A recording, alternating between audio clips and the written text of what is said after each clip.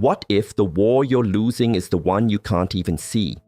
Not the one in headlines, not the one with flags or enemies you can name, but the one beneath your skin, the one humming inside your silence, the one stealing pieces of you every time you scroll past your own soul.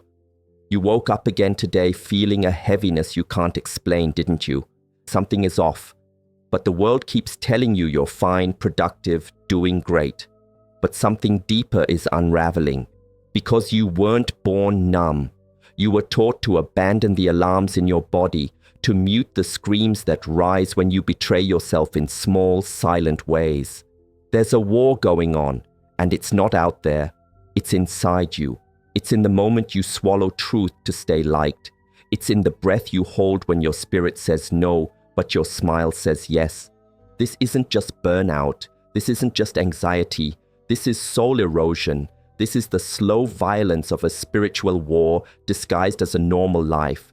They never told you the war would look like convenience, that it would feel like routine, that your battlefield would be paved with nice things and good jobs and chronic disconnection.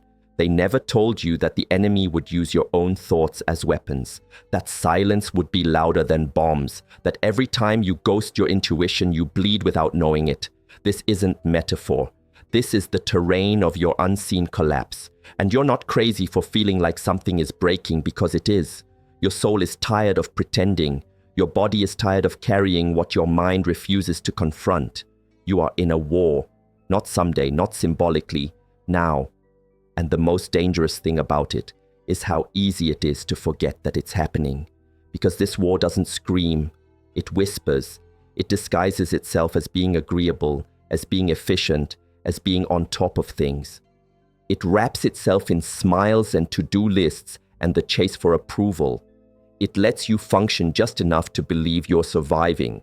But deep down, you're starving. Starving for honesty, starving for rest, starving for permission to feel what you actually feel without needing to shrink it into something palatable. You've become fluent in pretending. You've become excellent at looking okay.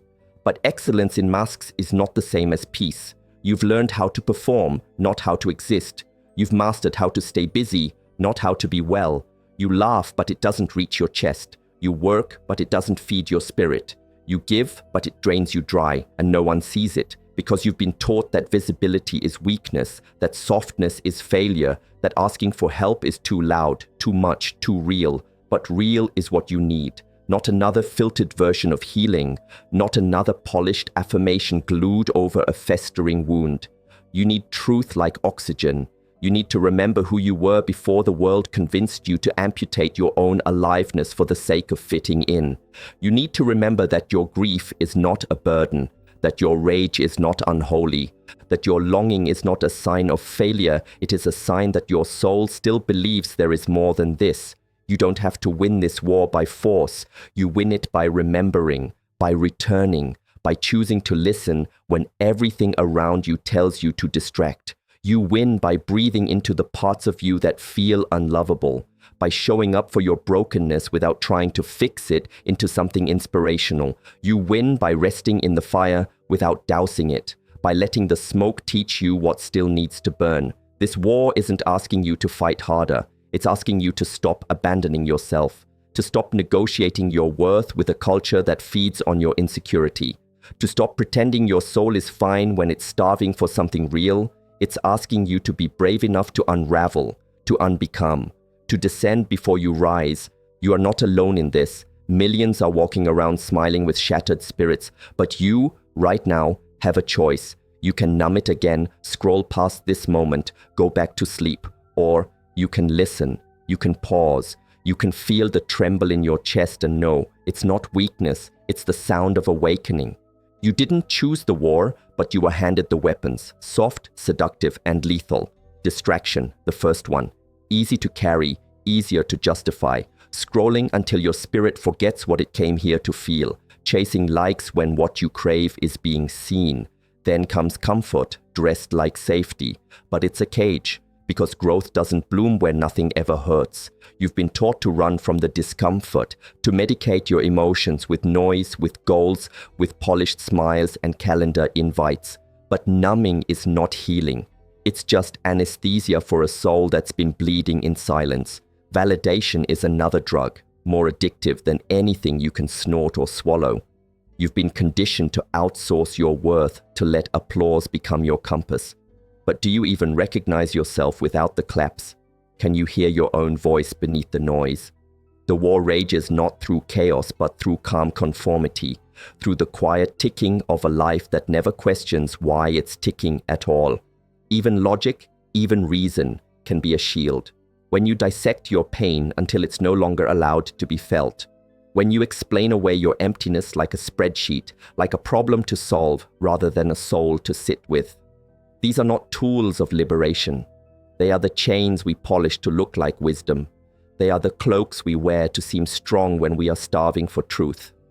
The world handed you these weapons and called them solutions, but every one of them points inward, because the war doesn't ask you to fight. It just wants you to forget you're even bleeding, and when you forget, you become manageable, you become predictable, you become easy to sell to, easy to steer, easy to silence. When you live anesthetized, you no longer threaten the systems that depend on your disconnection. And the tragedy is, this doesn't feel like war, it feels like routine. It feels like doing what everyone else is doing. It feels like being praised for your composure while your insides scream for something real. It feels like winning on paper and withering in spirit. You tell yourself this is just life, that this is adulthood, that this is being responsible. But what if it's just forgetting? What if it's just a quiet, subtle erasure of your wildness, your grief, your wonder, your rebellion? What if the very things you're being told to tame are the parts of you still alive, still uncolonized by the machine, still capable of disrupting the trance? They taught you to manage your emotions, but not how to honor them. They taught you to chase stability, but not how to recognize when that stability is actually spiritual stagnation. They taught you to seek success, but not how to define it for yourself. They handed you formulas and frameworks and 5-year plans, but they never taught you how to come home to yourself. So here you are, armed with every modern convenience, and yet aching with an ancient hunger. A hunger for meaning, for depth, for presence, for a life that feels like yours and not just a projection of everyone else's expectations. The war doesn't rage through missiles, it hums through empty conversations, through smiling self-betrayal, through the suppression of your no and the inflation of your yes. And healing? It doesn't look like fixing what's broken. It looks like remembering what's sacred. It looks like unlearning everything that made you doubt your own knowing. It looks like putting down the weapons, distraction, performance, perfection, and sitting naked and trembling with the question, who was I before I was trained to survive like this? Because that's where the war ends, not with conquest, but with reconnection. Not when the pain disappears, but when you remember that feeling, it is how you return to yourself. The war isn't just around you, it's inside you. And the soldiers fighting on your behalf, you didn't choose them. They were born the day you swallowed pain without protest, when your first heartbreak taught your nervous system to tighten before it even knew what trust meant. These soldiers are fragments, trauma in uniform, fear dressed as caution, shame parading as humility. You think you're making choices, but how much of your life is just defense choreography? How many of your no's are really just the echoes of old wounds speaking louder than your will? Your ego, your perfectionism, your need to be needed. They've all enlisted without your consent. And they're fighting a war not to free you, but to preserve the pain they were built to survive. Because pain, when it becomes identity, defends itself like a nation. You walk into relationships not as yourself, but as battalions. You show up armored, scripted, rehearsed, always scanning, calculating, controlling. And the saddest part, you think this is strength. You think survival is a personality trait, but it's not. It's a memory. It's a system running beneath your smile. These soldiers are skilled. They'll win arguments, attract lovers, get promotions, but they'll never bring you peace because they don't know how. They weren't created for peace. They were created to keep the war going. And unless you see them, unless you name them, you'll keep confusing their protection for your purpose. But you are not your protection. You are the soul buried beneath it, begging to be disarmed. You learned to wear armor so early, you forgot what it feels like to move without it. Politeness became your helmet, humor your shield, achievement your camouflage. You call it personality, but it's protection. And protection isn't wrong, but when you never take it off, it becomes the thing that's suffocating you. This armor is clever.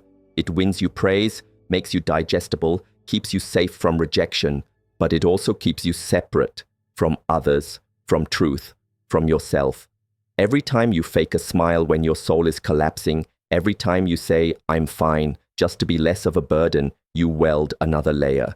And over time, you begin to forget what real connection feels like, because no one has touched the real you in years. They love your mask, but your spirit is starving in silence. You think you're being strong, but strength isn't the absence of vulnerability. Real strength is when you drop the act and say, "Here's where it hurts." But that terrifies you, doesn't it? Because what if they walk away once they see you're raw? What if they don't applaud when you finally show them the version of you that's trembling and true? So you keep performing, you keep suiting up, and the longer you do, the heavier it gets, until you can't breathe under the weight of your own pretending. This isn't resilience, this is spiritual asphyxiation. You're dying behind the mask you thought would save you, and the most heartbreaking part? No one even knows, because you've hidden it too well. But something is cracking now, isn't it? The armor doesn't fit like it used to. The edges are slicing instead of shielding. And deep down, you're starting to wonder, what if the only way out of this war is to lay it all down? At first, silence feels like relief. No more fighting, no more pretending, just quiet. But then the quiet starts to echo, and the echo starts to scream. Because silence isn't empty, it's where everything you've been running from waits for you. All the voices you drowned in distraction, all the truths you avoided by staying busy, they live here now in this stillness. And they don't knock, they rise. They speak in memories, in flashes, in gut feelings you can't unfeel. You thought silence would save you. But silence is a siren. It lures you into yourself, then shatters you with everything you've silenced. This is where the war shifts, not out there. In here, in the middle of a quiet room where your chest tightens and you can't name why. In the moment you stop numbing and your soul starts howling for what you buried. You feel crazy, you feel broken, but this isn't madness. It's awakening. You're not falling apart, you're falling inward. The noise was never peace. It was just padding over a spiritual wound. And now that padding's been ripped away and you're standing exposed in the raw echo chamber of your truth. And it's so loud, but this is the sound of your real self trying to rise. Not the curated, edited self you've been handing to the world. The one underneath. The one who remembers why you came here. The one who knows what your ancestors never got to heal. And yes, it's terrifying, because when the silence screams, there's nowhere left to run. But maybe that's the point. Maybe the war needed to strip you of every escape so you'd finally turn and face what's always been chasing you. You thought the silence would just whisper, but it roared. And now the mirror is cracking, not the one on your wall, but the one inside you. The one that's been reflecting a version of you stitched together from survival, approval, and illusion. That mirror, the one you called me, is shattering, and what spills out doesn't look holy or healed. It looks messy, angry, grieving, wild. You see your shadow now, not as a concept, but as the parts of you you've denied so long they've started to rot. The jealousy, the rage, the insecurity, the control, the manipulation. The pain you passed on to others in prettier words, and it floors you because you thought awakening would feel light, but it feels like death. It feels like grief for a self that never really existed, just a collage of coping mechanisms wrapped in your name. This is ego death, not poetic, not romantic, but brutal. You stare into the mirror and realize you've been performing so long, you forgot what it means to be real. And now there's no script, no persona to hide behind, no spiritual bypass big enough to detour you around the wreckage. You see the way you abandoned yourself to be loved. You see the masks you wore to feel safe. You see how often you betrayed your intuition just to be chosen. And it hurts. God, it hurts. But this pain, it's sacred. It means the war is nearing its climax. Because only when the mirror breaks can you stop mistaking your reflection for your truth. Only then can the real self, the buried self, the screaming alive and bloody self begin to emerge. Not polished, not perfect, but honest. Finally, painfully, honest. You thought seeing the truth would be the hardest part, but living with it, that's the real war. Because now the fire comes, not to punish you, but to purify you. It burns through every identity you clung to, every belief that kept you small, every false self you swore was real. And the fire doesn't ask for permission. It doesn't wait until you're ready. It devours timelines, relationships, dreams, routines. Anything not built on truth turns to ash. You lose people. You lose plans. You lose the future you once prayed for, and in the wreckage, you're stripped bare. Alone, sobbing in a body that feels foreign, wondering if you've made a mistake by waking up at all. But this is the sacred chaos, the necessary death. You're not being punished, you're being reborn. And rebirth doesn't happen in temples.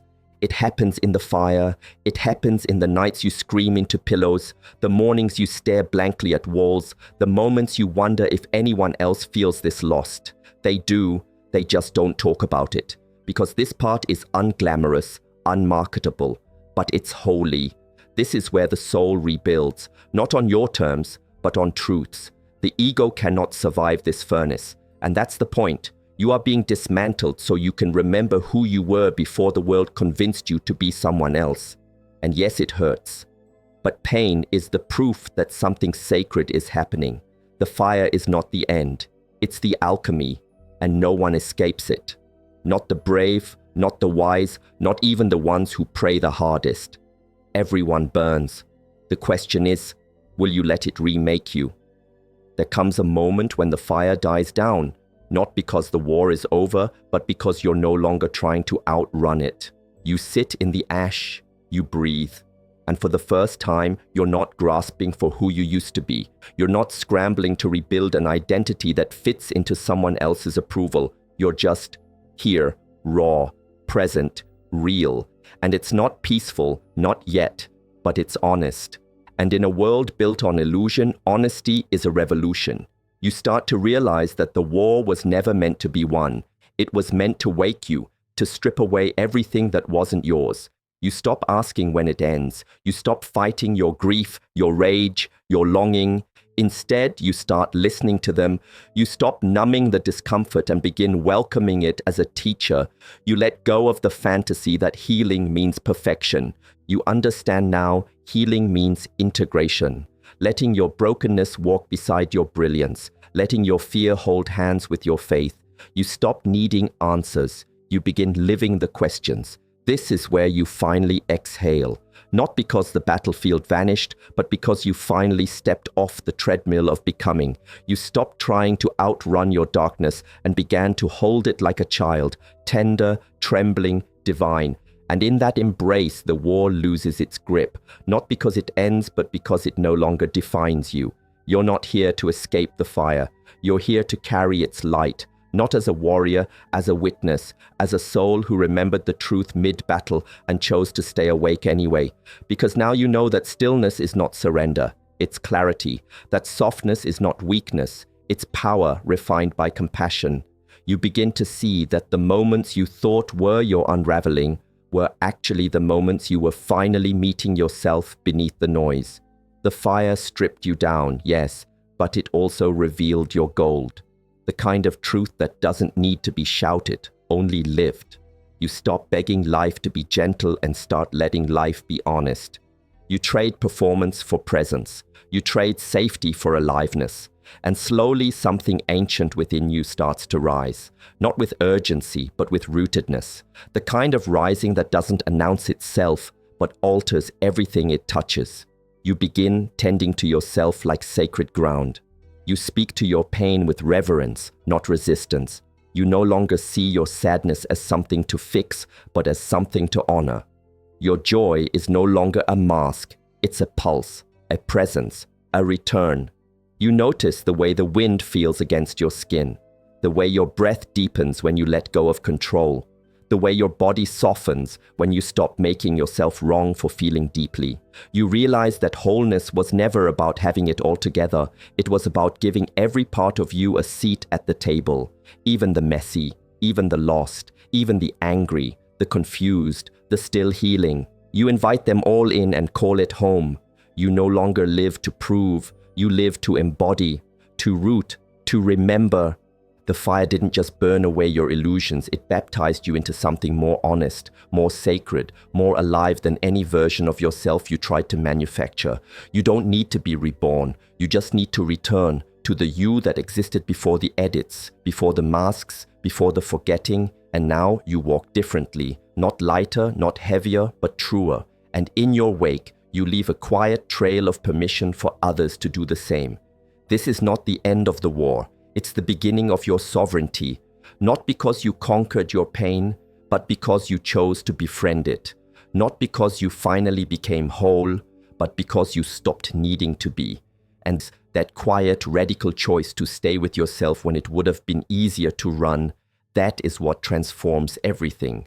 That is how the fire becomes light. It hits you, not like lightning, but like a quiet sob in your chest. You were never just a casualty of the war. You were the terrain it tore through, the field where every battle between truth and illusion unfolded. The blood was yours. The weapons were forged from your fears. The smoke that blinded you was your own breath, held for years just to keep from screaming. You weren't at war with the world. You were at war with your forgetting. Forgetting who you were before the fear, before the roles, before the armor, before you learned to shrink so others could stay comfortable. But now you see it, not just with your eyes, but with your soul. The entire journey wasn't about victory, it was about remembrance. The breakdowns, the losses, the nights you thought would kill you, they were the invitation back to yourself. The fire wasn't your enemy. It was the ancient part of you rising to burn through the falsehood. The mirror didn't break to destroy you, it shattered to show you your face beneath the mask. And now, standing in the ruins of what you once called identity, you begin to rebuild, but this time from truth, from stillness, from sovereignty.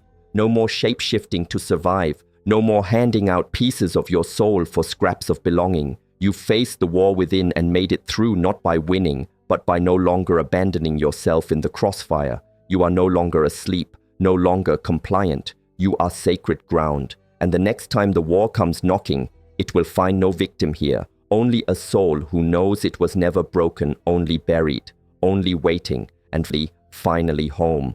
Because what you mistook for weakness was actually a deep intelligence, your body aching to be felt, your emotions demanding to be honored, your silence begging to be unmuted. You weren't too much, you were never too much. You were simply too real for a world addicted to the performance of perfection. And now you know. There is nothing more dangerous to the illusion than someone who has remembered their wholeness. Someone who no longer plays small to appease the comfort of others. Someone who doesn't fear their shadow because they've walked through it and made a home inside its truth. You are not here to please. You are not here to perform. You are here to pulse, to burn, to be. And every scar you carry is a testament, not to your pain, but to your resurrection. You've shed skins that weren't yours, names that never fit, expectations that bent your spine until you forgot how to stand tall. And now look at you, shoulders lifted, breath deep, eyes clear. Not healed in some shiny, perfect way, but honest, awake, free. The kind of freedom that isn't loud or boastful, but quietly revolutionary. The kind that glows from the inside out. You don't owe anyone a version of yourself that makes them more comfortable. You don't owe the past your loyalty. You don't owe the future your fear. All you owe is your presence, this sacred trembling now. And in this moment, you are not rebuilding to be better. You are remembering to be whole. You are coming home, not to an ideal, but to your essence. And that is everything. That is enough. Because even when everything was breaking, some part of you kept whispering, remember. And you did, through the grief, through the fire, through the silence so loud it almost buried you. You remembered. And that memory, the one of your divine, untamed self, is not a return. It is a revolution. It is the quiet rising of someone who will never again be lost in the noise of a life that demanded their disappearance. You are here now, fully, finally, fiercely, not to fight, but to live as if your soul is no longer negotiable, because it's not, because you're home.